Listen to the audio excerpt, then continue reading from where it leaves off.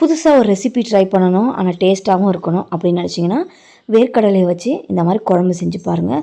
ரொம்ப ரொம்ப டேஸ்ட்டாக இருக்கும். வாங்க எப்படி செய்கிறதுன்னு பார்க்கலாம். அதுக்கு முதல்ல ஒரு கடாய் ஒன்று ஹீட் பண்ணியிருக்கேன்.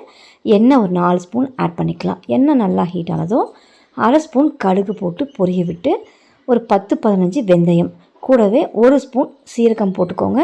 இடித்து வச்ச ஒரு 5 பல்லு பூண்டு இதை சேர்த்துட்டு ஃப்ரெஷ் கருவேப்பிலை இலைகள், ஒரே ஒரு பச்சை மிளகாய் கீர்னது, இதை எண்ணெயில் நல்லா ஃப்ரை பண்ணிக்கோங்க.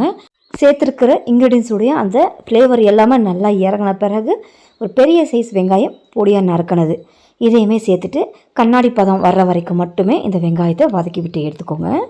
இப்போ நல்லா இந்த அளவுக்கு வதங்கின பிறகு 2 பழுத்த தக்காளி மீடியமான சைஸ் இருக்கும், அதை கட் பண்ணி இது கூட ஆட் பண்ணிக்கலாம். தக்காளி நல்லா குழைவாக வதங்கிறதுக்கு கல் உப்பு போட்டு இந்த தக்காளியை நல்லா குழைவாக வதக்கிக்கலாம். குழம்புக்கு தேவையான அளவுக்குமே நான் போட்டுக்கிறேன். தேவைப்பட்டுச்சுன்னா கொஞ்சமாக அப்புறமா ஆட் பண்ணிக்கலாம். தக்காளியாக நல்லா குழைவாக வதங்கின பிறகு மசாலா பொடியை ஆட் பண்ணிக்கலாம். 1 ஸ்பூன் தனி மிளகாய்த்தூள், 2 ஸ்பூன் தனியாத்தூள் இதை சேர்த்துக்கலாம். இதே நீங்கள் வீட்டில் அரைச்ச குழம்பு மிளகாய்த்தூள் சேர்க்கணும் அப்படின்னு நினச்சாலும் சேர்த்துக்கலாம். ஒரு 3 ஸ்பூனுக்கு குழம்பு மிளகாய்த்தூள் ஆட் பண்ணிக்கோங்க, காரம் சரியாக இருக்கும். இப்போ இதை சேர்த்து 1 நிமிஷம் போல் நல்லா வதக்கி விட்டுக்கோங்க. நல்லா பச்சை வாசனை போகணும். இப்போ இந்த அளவுக்கு வதங்கின பிறகு காஞ்ச வேர்க்கடலையை 8 மணி நேரம் ஊற வச்சுட்டு கொஞ்சமாக உப்பு போட்டு ஒரு 3 விசில் விட்டு எடுத்திருக்கேன். அதாவது ஒரு 90% இந்த வேர்க்கடலையை வேக விட்டு எடுத்துக்கணும். இதே நீங்கள் பச்சை வேர்க்கடலை சேர்க்கணும் அப்படின்னு நினச்சிங்கனாலும் பச்சை வேர்க்கடலையை ஒரு ஆஃப் குக்கிங்கில் வேக வச்சுட்டு ஆட் பண்ணிக்கோங்க. இப்போ இதை மசாலா கூட சேர்த்து நல்லா மிக்ஸ் கொடுத்துட்டு நெக்ஸ்ட்டு புளிக்கரைசல் ஆட் பண்ணணும். பெரிய நெல்லிக்காய் சைஸ் அளவுக்கு புளியை கொஞ்சமாக தண்ணி விட்டு கரைச்சி விட்டு எடுத்திருக்கேன். இதை சேர்த்து நல்லா கலந்துட்டு புளி எந்த அளவுக்கு தண்ணி சேர்த்து கரைச்சோமோ அதே அளவுக்கு தண்ணி சேர்த்துக்கோங்க. ஏன்னா நல்லா பச்சை வாசனை இல்லாமல் கொதித்து வரணும்.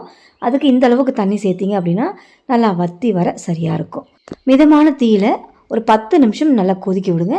மசாலா எல்லாமே நல்லா கொதித்து அந்த வேர்க்கடலையில் நல்லா இறங்கி வரும். இப்போ பாருங்கள், ஒரு 10 நிமிஷம் கழித்து நான் ஓப்பன் பண்ணியிருக்கேன். நல்லா குழம்பு கொதித்து நல்லா வற்றி வந்திருக்கு. வேர்க்கடலையும் 100% நல்லா வெந்து வந்திருக்கும். இப்போ நெக்ஸ்ட் லாஸ்ட்டாக தேங்காய் ஒரு 3-10 தேங்காயை நல்லா ஃபைன் பேஸ்ட்டாக, தேங்காய் மட்டும் சேர்த்தா போதும், கூட எதுவுமே சேர்த்து அரைக்க வேணாம். நல்லா ஃபைன் பேஸ்ட்டாக சேர்த்து அரைச்சிக்கோங்க. அப்படி இல்லைனா நல்லா ஃபில்டர் பண்ணி தேங்காய் பாலாகவும் ஆட் பண்ணிக்கலாம், நல்லா திக்காக. இப்போ இதை சேர்த்துட்டு சரியாக ஒரு 3 நிமிஷத்துக்கு கொதிக்கணும். கொஞ்சமாக தண்ணி மட்டும் சேர்த்துட்டு இதை நல்லா கலந்து மூடி வச்சு ஒரு 3 நிமிஷம் கொதிச்சா போதும். தேங்காய் விழுது சேர்த்த பிறகு ஒரு 2-3 நிமிஷம் நல்லா கொதிக்க விட்டு இறக்கினா போதும்.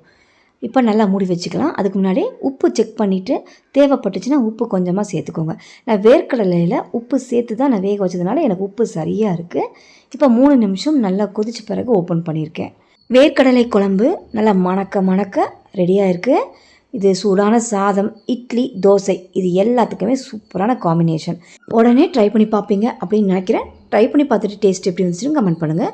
வீடியோ பிடிச்சிருந்தா சேனலை சப்ஸ்கிரைப் பண்ணுங்கள். ரொம்ப பிடிச்சிருந்தா லைக் ஷேர் பண்ணுங்கள். தேங்க்யூ.